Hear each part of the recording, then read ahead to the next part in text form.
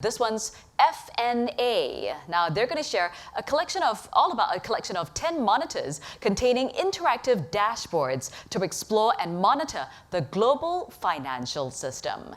Let's put FNA on the line. All right, FNA, are you ready to deliver your pitch? I'm ready. Okay, your 5 minutes starts now. All right. Hello, everyone. My name is Kimmo Soramäki, and I'm the founder and CEO of FNA. I'm here to present our G20 monitor, which is a solution to monitor the global financial system and economies. We are here as the winner of the G20 Tech Sprint in the dynamic information sharing category. At the FNA, we are passionate about making the financial system safer and more efficient. This is something I've been working on for 20 years. I founded FNA as a response to the global financial crisis that caused a $20 trillion loss for the world economy. It showed us how vulnerable our banking networks are to collapse and how little we knew about how they were connected. During the crisis, I helped all the largest central banks map financial networks so that we can be better prepared next time. Well, the next time has come now, and we have another global crisis, the COVID-19 pandemic. It has had a great human cost, but also has shown how dependent many industries are on global interconnections, from empty supermarkets to the upcoming challenge of distributing the new vaccine, for example.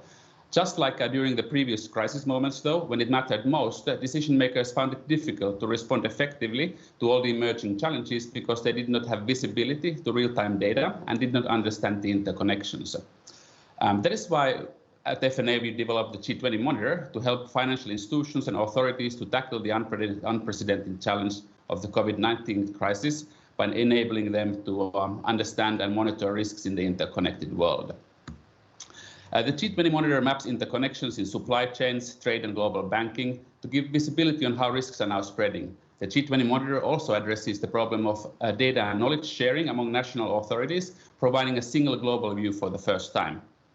In particular, the G20 monitor allows users to move from periodic to real-time monitoring, giving instant access to analysis, take advantage and put in use large public data sets. There is a lot of data available that is currently not used for decision making, and importantly to share use cases, as most of the monitors that we've built there are actually based on production use cases that we've developed with our existing clients.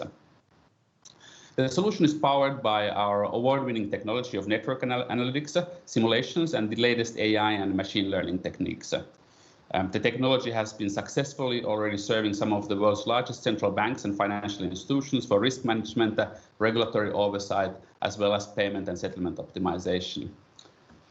To deliver to our clients, we combine three areas of expertise: subject matter experts who can ask the right questions, data scientists who can answer them, and technologists who can implement this as part of an enterprise production software architecture. So we have them all. Many of our senior teams comes from our client organizations of central banks, tier 1 banks, and technology leaders like Google. From the 22 FNAers, 8 have PhDs, and their research was cited in 426 publications last year. Inside the G20 monitor, you currently find 10 monitors containing 30 interactive dashboards, providing with an instant access to a range of analytics. The dashboards draw data from 15 unstructured and structured sources, including public data, data vendors, and our own research. Users can click through over 100 million data points through these dashboards at the moment. Here you find one of the dashboards in action. This complex network shows a small part of the complex supply chain relationships between component manufacturers in Southeast Asia. With these monitors, users can visualize and assess risk for supply chains or trade finance. Even though the G20 monitor was just launched a few months ago, it's already serving over 1,500 users across sectors and jurisdictions. And since the G20 Tech Sprint win, we have taken the G20 monitor to a new level as part of the MAS Hackcelerator. We have partnered with over 25 leading universities and companies, like Regulation, which Sally was just pitching here before, to bring the best minds and best data together to continue enhancing the solution. As a particularly salient example, we are exploring the opportunity to join forces with Nobel Prize laureate Robert Engel and his colleagues from the New York University's Stern Volatility and Risk Institute to collaboratively develop monitors focused on systemic risk, which is a public good.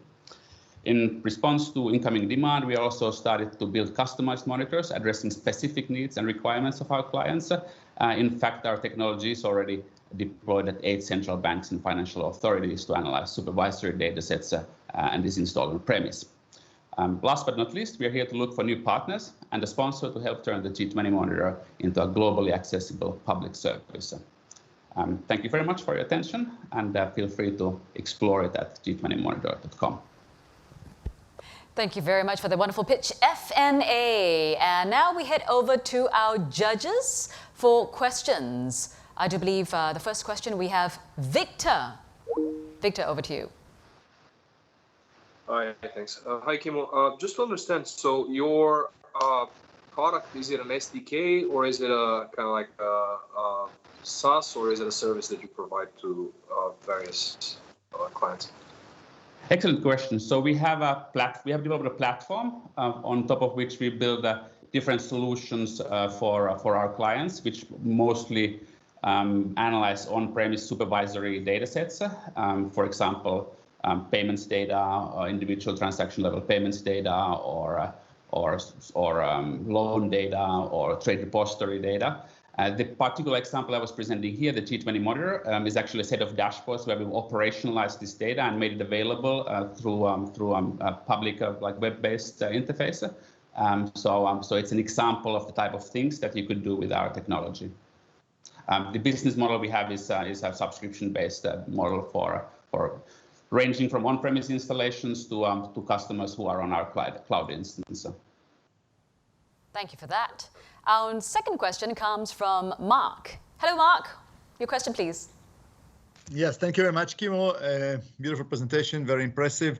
You've mentioned that you deal with on-premises data as well as external publicly available data.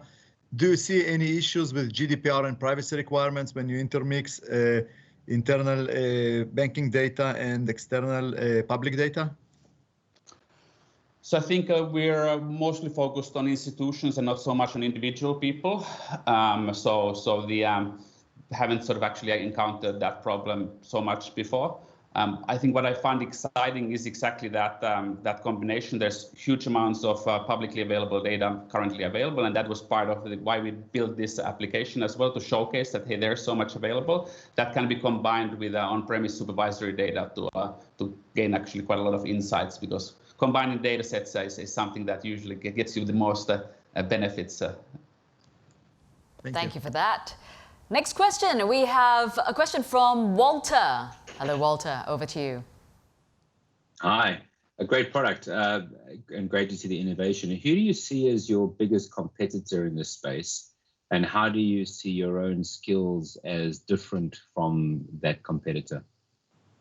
Yeah, so we have two sets of clients. So we have the, let's say, the central banks and supervisors, which is also my background, working with them. For them, it's mostly the alternative is build in-house. So that's or use some of the existing business intelligence solutions. How we differentiate from that is through the subject matter expertise and use case sharing. So actually, we've done this already with a lot of other supervisors before. And then network analytics and simulation, which is something that these more generic business intelligence tools generally don't have. And the other set of clients we have is global banks, and there we have specialized very much on something called intraday liquidity optimization. So optimizing the payment flows, understanding that network, and making it more efficient for cost savings, and mostly also the do it yourself, do versus buy. The questions are the ones we face. Thank you for that. I do believe we have about a minute and a half left, and we have a question now from Solmaz. Solmaz, over to you. Hi. Well, it looks really good. My question goes into the same direction as Walter's, which is more about, so what are some of the use cases? So with central banks, supervisory bodies use that more for monitoring or for economic research, for AML purposes. So maybe one or two more use cases of your software which benefits your key client groups. Sure. So after the financial crisis, the regulators got access to a large amounts of very granular data sets around payments that the banks are making, around loans that they are granting, and around OTC derivatives, for example. Our software is really built around operationalizing those data sets. And maybe you heard of tech supervisory technology. It's something that is on the radar of a lot of those organizations for next year as a strategic focus. So far, I think many of the organizations have focused on the data collection, and we have a lot of RegTech companies helping them to put the data into databases.